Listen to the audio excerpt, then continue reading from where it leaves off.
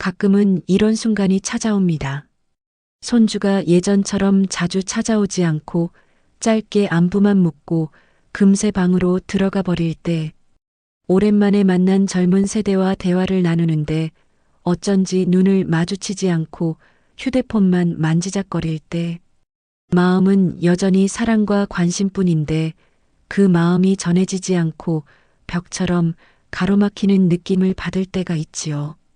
내가 뭘 잘못했을까? 하는 의문이 들지만 정작 본인은 눈치채지 못하는 경우가 많습니다. 사실 그 원인은 멀리 있지 않습니다.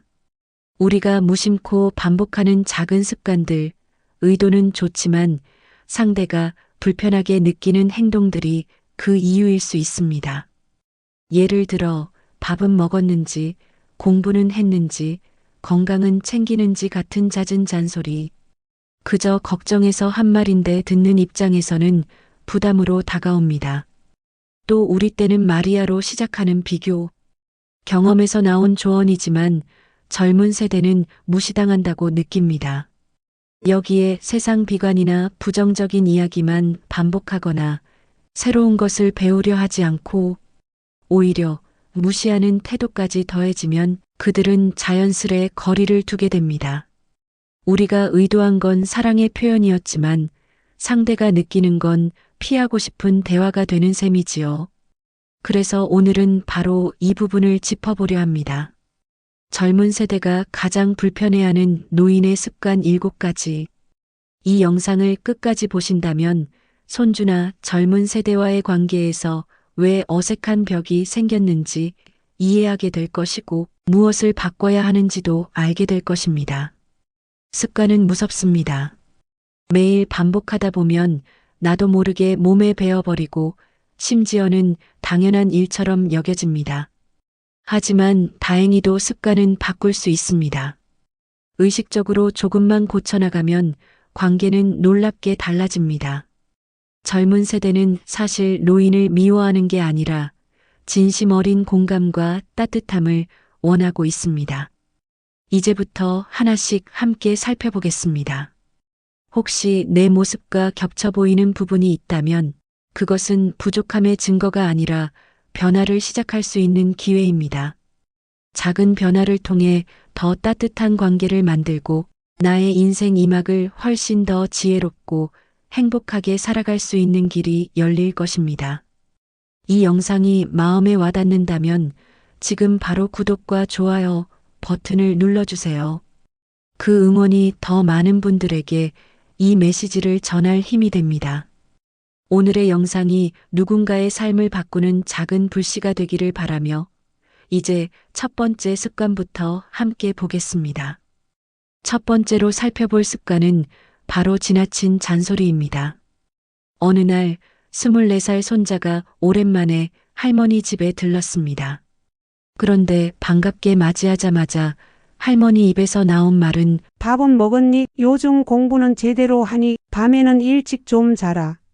손자는 처음에는 웃으며 대답했지만 대화가 이어질수록 점점 표정이 굳어졌습니다. 그날 저녁 그는 핸드폰만 만지작거리다 일찍 방으로 들어가 버렸습니다. 할머니는 속상했습니다. 나는 다 너 잘 되라고 하는 말인데 왜 저렇게 피하는 걸까? 문제는 말의 의도가 아니라 전달되는 방식입니다. 노년 세대가 걱정과 사랑을 담아 건네는 말이 젊은 세대에게는 잔소리로만 들리기 때문입니다. 반복되는 질문과 지적은 관심이 아니라 압박처럼 느껴집니다. 마치 늘 감시받는 듯한 기분을 주기 때문에 대화를 피하거나 거리를 두게 되는 것이지요. 실제로 심리학 연구에서도 반복적인 지적이나 충고가 상대방의 자율성을 위축시키고 반발심을 키운다고 밝혔습니다. 특히 청소년기와 청년기에 있는 젊은 세대일수록 내 선택을 존중받고 싶다는 욕구가 강하기 때문에 좋은 의도의 말도 오히려 관계를 악화시킬 수 있습니다. 그렇다면 어떻게 바꿀 수 있을까요? 중요한 건 관심을 표현하는 방식입니다. 같은 말을 해도 짧고 따뜻하게 건네면 전혀 다른 효과를 냅니다. 예를 들어 밥은 먹었니? 라는 질문 대신 내가 건강했으면 좋겠다. 라고 말하는 것입니다. 공부 열심히 해라. 라는 지적 대신 너의 노력이 꼭 결실을 맺을 거야. 라고 격려하는 것이죠. 또한 듣는 시간을 늘리는 것도 좋은 방법입니다. 잔소리는 결국 내가 하고 싶은 말만 강조하는 경우가 많습니다. 반대로 상대의 이야기를 먼저 들어주고 공감해 준다면 꼭 필요한 한마디가 훨씬 깊게 와닿습니다. 그래. 내가 요즘 많이 힘들구나. 라는 한마디는 잔소리보다 100배의 힘을 갖습니다. 한 70대 아버지는 늘 아들에게 돈은 모아야 한다. 이런 직업은 위험하다. 라며 충고를 쏟아냈습니다. 하지만 아들이 점점 전화를 피하고 거리를 두자 그는 방식을 바꿨습니다. 아들의 이야기를 묻고 들어주고 필요한 순간에만 짧게 한마디 조언을 건넸습니다. 놀랍게도 아들은 아버지랑 이야기하는 게 편해졌다며 먼저 연락을 하기 시작했습니다. 이처럼 잔소리는 고칠 수 없는 본성이 아닙니다. 조금만 의식하고 표현 방식을 바꾼다면 같은 사랑이 상대에게는 응원과 지지로 전달됩니다. 결국 중요한 건 내가 하고 싶은 말이 아니라 상대가 듣고 싶은 방식으로 말하는 것입니다. 혹시 지금 떠오르는 얼굴이 있나요? 손주, 자녀, 혹은 주변의 젊은 사람들. 그들에게 건네는 말 한마디가 잔소리가 아니라 격려로 들리기를 바란다면 오늘부터 작은 변화 하나를 실천해 보세요. 공부 열심히 해라.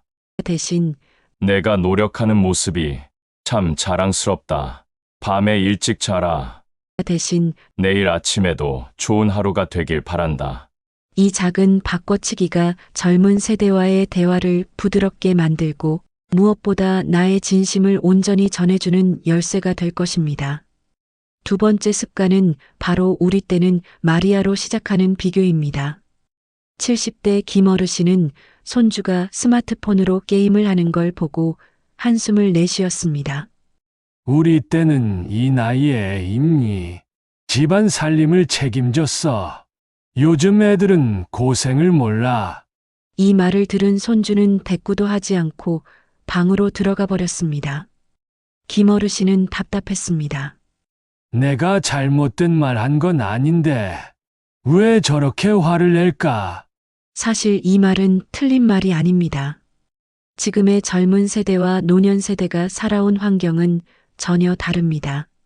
하지만 비교하는 방식은 상대방에게 나는 무시당하고 있다라는 메시지로 전달됩니다. 젊은 세대는 당신들은 힘들었고 우리는 편하다라는 단순한 도식으로 치부되는 순간 존중받지 못한다고 느끼게 되는 것이지요. 심리학적으로도 비교의 언어는 관계를 멀어지게 하는 주요 원인으로 꼽힙니다. 조언하려는 마음에서 시작했지만 듣는 사람은 자신이 평가당한다고 받아들이기 때문에 방어적으로 반응합니다.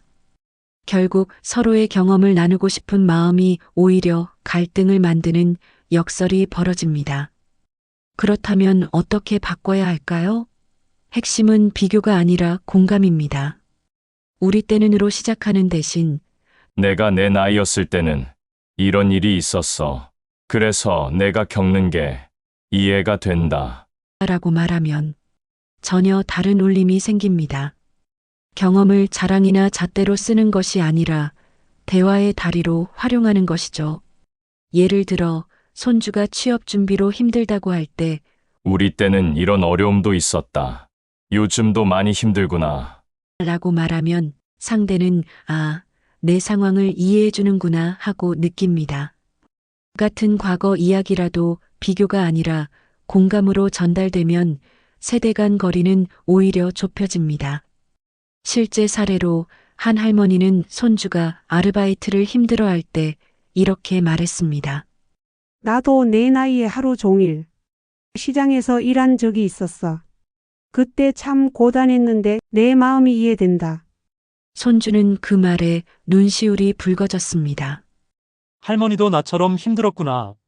그렇게 두 사람은 세대를 넘어 서로의 마음을 나눌 수 있었습니다. 세대 간 대화는 결국 존중에서 출발합니다. 나는 너보다 힘들었다. 가 아니라 너도 힘들지. 나도 그런 시절이 있었다. 라고 말하는 순간 젊은 세대는 마음의 문을 엽니다. 그리고 그 문을 여는 열쇠는 언제나 비교가 아니라 공감이라는 것을 잊지 마시기 바랍니다.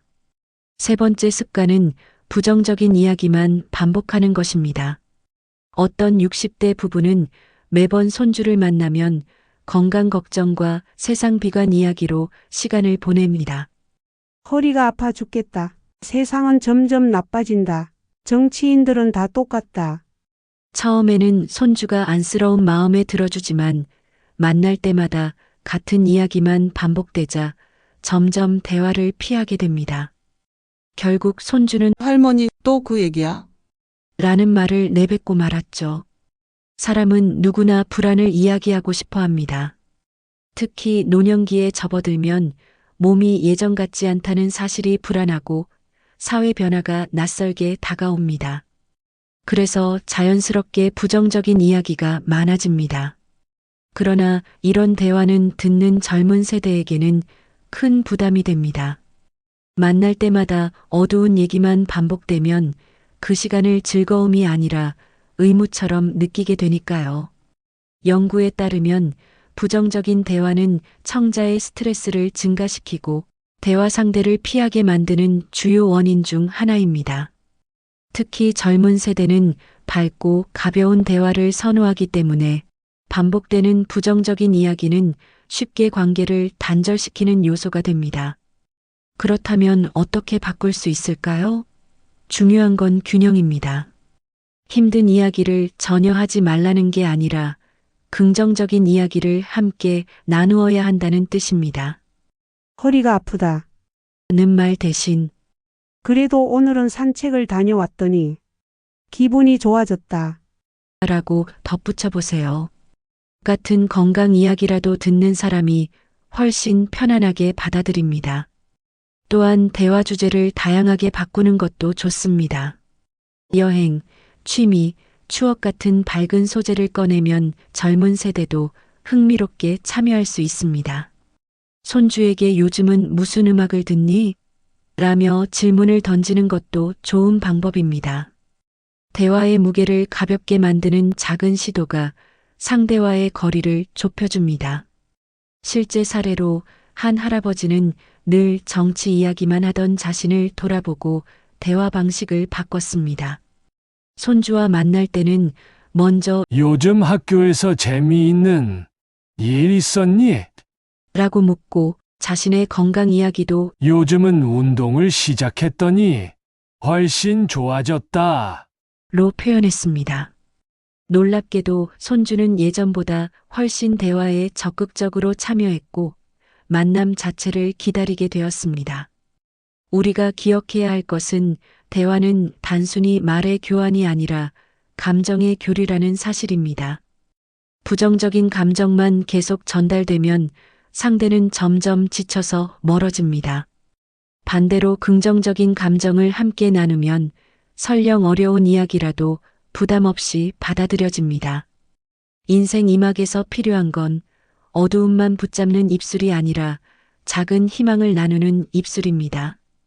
오늘부터 대화 속에 밝은 빛을 조금 더 담아보세요. 그 빛이 젊은 세대와의 거리를 환하게 밝혀줄 것입니다.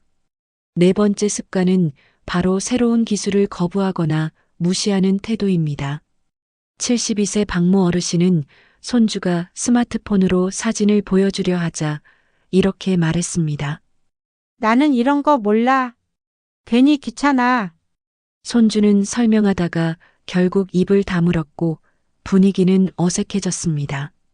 많은 어르신들이 낯선 기술을 부담스러워합니다. 인터넷 뱅킹, QR코드, 배달 앱 같은 것들은 익숙하지 않고 어렵게 느껴지지요. 그런데 단순히 나는 못한다 해서 그치지 않고 그게 뭐 필요하냐, 쓸데없는 거라고까지 말하면 젊은 세대는 속으로 상처를 받습니다. 자신들이 살아가는 세상을 부정당한다고 느끼기 때문입니다. 심리학적으로도 타인의 생활 방식을 무시당한다고 느끼면 상대는 대화를 줄이고 거리를 둔다고 합니다. 젊은 세대에게 스마트폰과 앱은 단순한 유행이 아니라 삶의 필수 도구입니다. 그것을 부정하는 말은 결국 그들의 세계 전체를 부정하는 것처럼 들립니다. 그렇다고 모든 기술을 완벽히 익혀야 한다는 뜻은 아닙니다. 중요한 건 태도입니다. 나는 아직 잘 모르지만 가르쳐 줄래? 라고 말하는 순간 젊은 세대는 오히려 반갑게 다가옵니다. 자신이 도움을 줄 수 있다는 사실이 자존감을 높이고 세대 간 유대감을 깊게 만들어주기 때문입니다. 실제로 한 60대 아버지는 아들에게 카톡 이모티콘 보내는 법을 알려달라고 부탁했습니다. 그 후로 두 사람은 하루에도 몇 번씩 이모티콘을 주고받으며 웃음을 나누게 되었습니다. 작은 기술 하나가 관계를 따뜻하게 만든 셈이지요.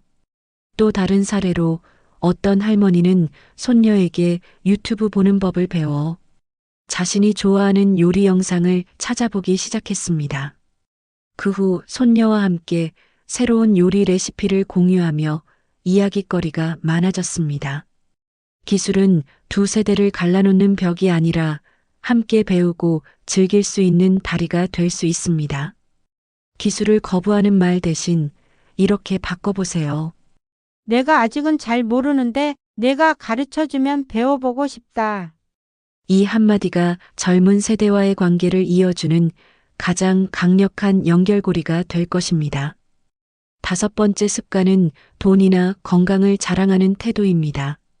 어느 70대 어르신은 자녀와 손주가 모일 때마다 이렇게 말했습니다. 나는 연금이 넉넉해서 걱정 없어. 내 나이에 이 정도 건강이면 의사도 놀란다더라. 처음엔 가족들이 웃으며 넘어갔지만 시간이 지나자 대화가 단조롭고 불편해졌습니다. 손주는 속으로 생각했습니다. 할아버지는 늘 본인 얘기만 하셔. 사실 자랑은 본능입니다. 누구나 자신이 가진 것, 잘하고 있는 것을 이야기하고 싶어 합니다. 하지만 반복되는 자랑은 상대방에게 부담으로 다가옵니다. 특히 젊은 세대가 경제적으로 힘들거나 취업 건강 문제로 고민이 많을 때 이런 자랑은 비교와 열등감을 불러일으킬 수 있습니다.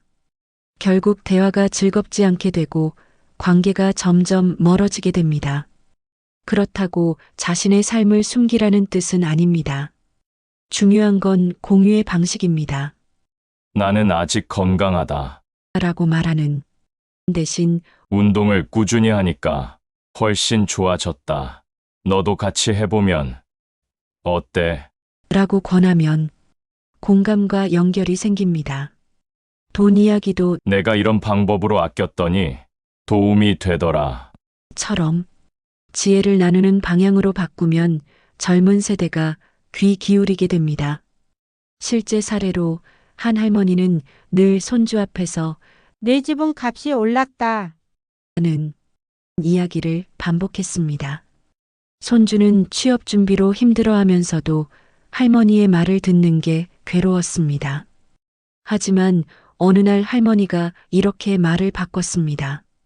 할머니도 내 나이 땐 돈 때문에 늘 불안했어. 그래도 작은 습관 하나하나가 큰 힘이 되더라. 손주는 그 말을 듣고 큰 위로를 받았습니다. 젊은 세대는 사실 어른의 자랑이 아니라 지혜와 위로를 원합니다. 경험에서 나온 현실적인 조언, 그리고 힘들 때 옆에서 건네는 따뜻한 말 한마디가 무엇보다 큰 선물이 됩니다. 혹시 나도 모르게 반복하는 자랑이 있다면 오늘부터는 이렇게 바꿔보는 건 어떨까요? 나는 이만큼 가졌다. 가 아니라 나는 이런 과정을 거쳤다. 너도 할 수 있다. 라고 말하는 것. 그 순간 자랑은 부담이 아니라 용기와 희망으로 바뀝니다. 돈과 건강은 자랑의 도구가 아니라 함께 나누는 지혜의 도구가 되어야 합니다. 그것이 진정한 어른의 품격이며 젊은 세대가 존경과 사랑으로 다가오게 만드는 길입니다. 여섯 번째 습관은 희생을 강요하는 태도입니다. 많은 부모 세대는 평생 자녀와 가족을 위해 헌신하며 살아왔습니다. 그래서 은퇴 후에도 입버릇처럼 이렇게 말하곤 합니다. 내가 너희 키우느라 고생을 얼마나 했는지 아니? 내가 없었으면 너희가 지금 이렇게 살 수 있었겠니? 물론 사실일 수 있습니다. 하지만 이런 말은 듣는 사람에게 큰 부담을 줍니다. 젊은 세대는 이미 그 희생을 잘 알고 있고 마음속으로 감사해야 합니다. 그러나 감사는 강요가 아니라 스스로 느낄 때 자연스럽게 피어나는 감정입니다. 자꾸만 희생을 강조하면 감사가 아니라 죄책감과 거리감을 불러일으키게 됩니다. 실제 사례로 한 아버지는 늘 내가 너를 위해 다 해줬다. 는 말을 반복했습니다. 아들은 그때마다 죄책감을 느꼈고 결국 아버지와의 대화를 피하게 되었습니다. 그러나 아버지가 방식을 바꾸어 내가 잘 자라줘서 고맙다. 라고 말했을 때 아들은 눈물이 났습니다. 희생을 강요하던 말이 감사로 바뀌자 관계도 달라진 것입니다. 젊은 세대는 부모 세대의 희생을 무시하는 게 아닙니다. 다만 그것이 채찍이 아닌 지지와 사랑으로 다가오길 바랄 뿐입니다. 희생을 강조하기보다 나는 이제 내 인생을 즐기며 살겠다. 는 모습을 보여주는 것이 훨씬 더 좋은 본보기가 됩니다. 그것이야말로 자녀에게 가장 큰 선물이고 젊은 세대가 존경심을 갖게 되는 순간입니다. 그래서 이렇게 바꿔보세요. 내가 널 위해 다 해줬다. 대신 내가 있어서 내 삶이 의미 있었다. 내가 다 희생했다. 대신 함께 살아온 시간이 고마웠다. 말 한마디의 차이가 젊은 세대에게는 천지 차이로 다가옵니다. 희생은 강요할 때는 무겁고 불편하지만 감사와 사랑으로 전할 때는 감동과 힘이 됩니다. 인생 이막에서 필요한 건 과거의 희생을 끊임없이 들추는 것이 아니라 지금의 관계를 따뜻하게 가꾸는 지혜입니다. 일곱 번째 습관은 남의 이야기를 잘 듣지 않는 태도입니다. 어느 60대 어르신은 손주와 만나면 늘 자신의 옛날 이야기를 꺼냈습니다. 내가 내 나이 때는 말이지로 시작해 두세 시간 동안 본인 이야기만 늘어놓았습니다. 손주는 처음엔 웃으며 들어주었지만 시간이 갈수록 대화가 아니라 강의 같아 지루해졌습니다. 결국 그는 핑계를 대고 자리를 피하게 되었습니다. 대화는 주고받는 흐름입니다. 그런데 자신의 이야기만 하고 상대의 말을 끊거나 무시하면 듣는 사람은 존중받지 못한다고 느낍니다. 젊은 세대는 특히 내 이야기를 들어주는 사람을 소중하게 여깁니다. 그런데 노년 세대가 일방적으로 말만 하면 결국 대화는 단절되고 관계도 멀어지게 됩니다. 심리학 연구에서도 경청은 관계 만족도의 핵심 요소라고 합니다. 말하는 것보다 듣는 것이 상대에게 훨씬 더 큰 신뢰와 친밀감을 줍니다. 특히 젊은 세대는 빠르게 변하는 사회 속에서 불안과 고민이 많습니다. 그때 필요한 건 조언보다 먼저 들어주는 귀입니다. 한 할머니는 손녀가 힘들다고 털어놓자마자 그건 내가 잘못한 거야. 라며 충고를 늘어놓았습니다. 손녀는 상처를 받아 더는 마음을 열지 않았습니다. 반대로 다른 할머니는 많이 힘들었겠다. 내 얘기 좀 더 해줄래? 라고 말했습니다. 손녀는 눈물을 흘리며 마음을 열었고 두 사람은 깊은 대화를 나눌 수 있었습니다. 경청은 어렵지 않습니다. 고개를 끄덕이고 눈을 맞추며 중간에 말을 끊지 않는 것. 그리고 마지막에 내 마음이 이해된다고 공감해 주는 것. 이것만으로도 젊은 세대는 큰 위로를 받습니다. 혹시 나는 대화할 때 내 이야기만 하고 있지 않은지 돌아볼 필요가 있습니다.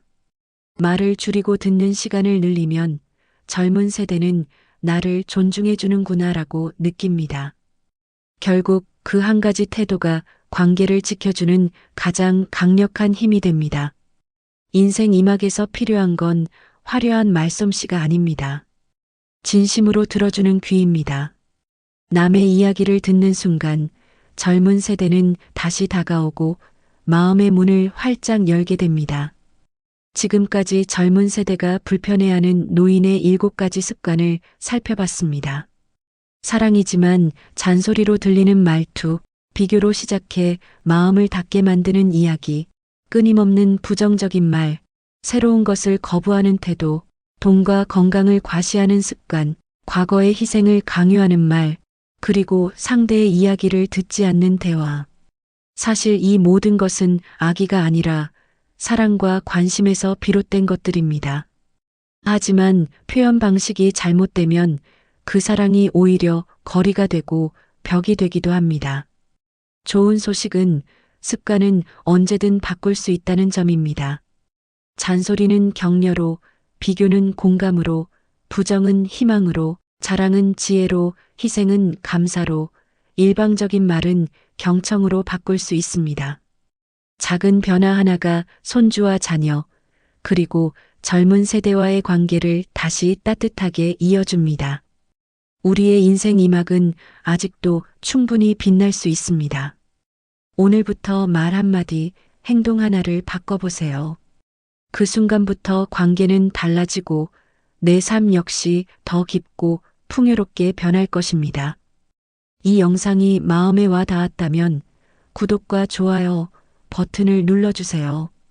그 응원이 더 많은 분들에게 지혜와 위로를 전하는 힘이 됩니다.